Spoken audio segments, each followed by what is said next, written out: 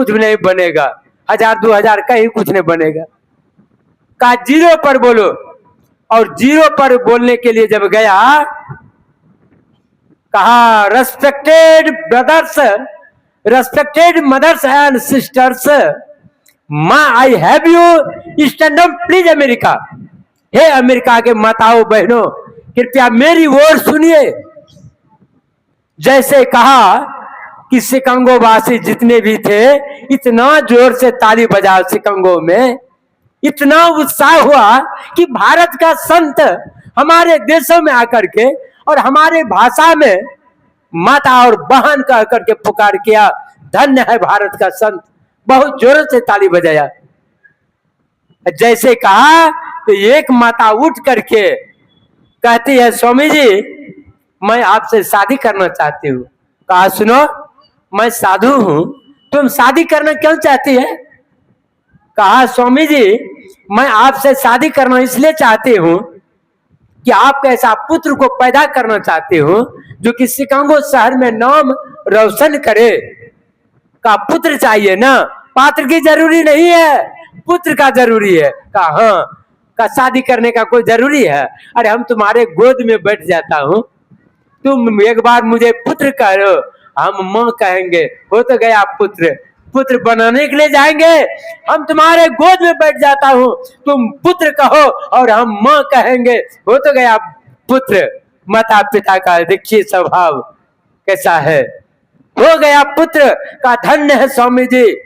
कहा है शिकागो वासियों सुनो, we need such education in which our character is formed, the power of the mind increases and collected develops, and the man can stand on his feet. हे ईश्वर, मुझे ऐसी शिक्षा दीजिए जिसमें चरित्र का बोध हो, बुद्धि का विकास हो, मन की शक्ति बढ़े और मनुष्य अपने पैरों पर खड़ा हो सके।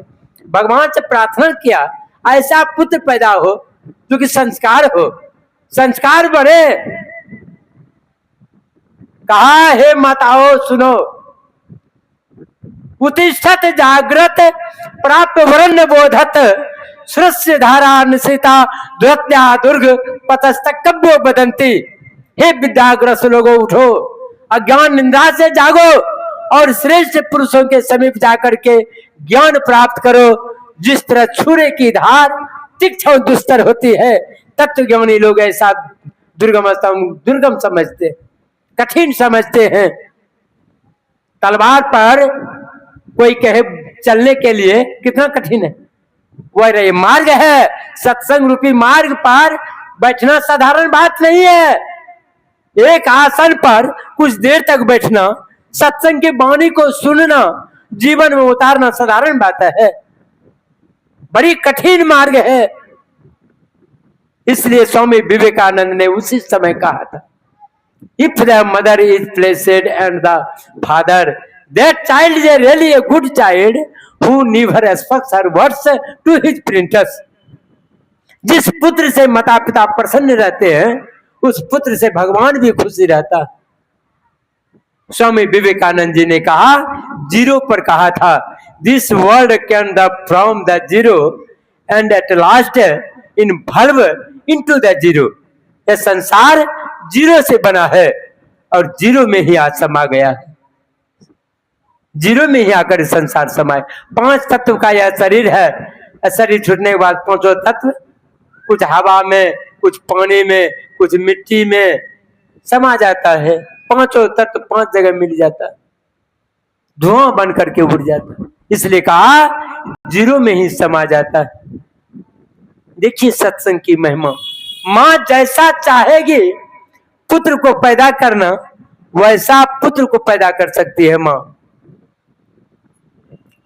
जब महाभारत का युद्ध हो रहा था, उस समय सुभद्रा को अर्जुन ने चक्रव्यूह का रचना सुनाने के लिए गया था। जब चक्रव्यूह का रचना सुनने लगा,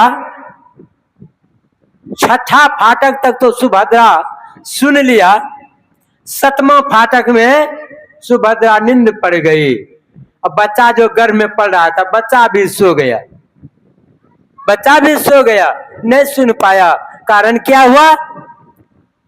जब महाभारत के युद्ध में अभिमन्यु जब लड़ने के लिए गया, छठा फाटक तोड़ दिया। कहा सतमा में क्या रखा है? जैसे सतमा में प्रवेश किया, अभिमन्यु मारे चला गया। यदि मां नहीं सोती, याद अभिमन्यु मारे नहीं पड़ता।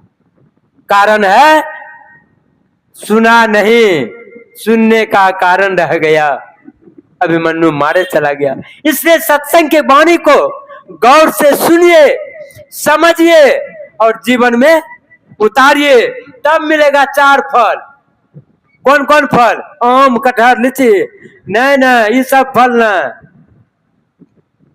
4 फल मिलेगा। अर्थ, धर्म, काम और मोक्ष शरीर रहते प्राप्त हो जाएगा। धन प्राप्त होगा, कामनाएं पूर्ति होगा, धर्म बनेगा, अंत में मुक्ति हो जाएगा। 4 फल प्राप्त होगा सत्संग सुनने से। इसलिए शास्त्र में क्या सुना? मंजन फल देखिए तत्काला, अका कोई पिक बकऊ मरला। सत्संग सुन करके कौवा कोयल बन जाता है, अब बगला हंस बन जाता है। जो सत्संगी नहीं है क्या सोचेगा?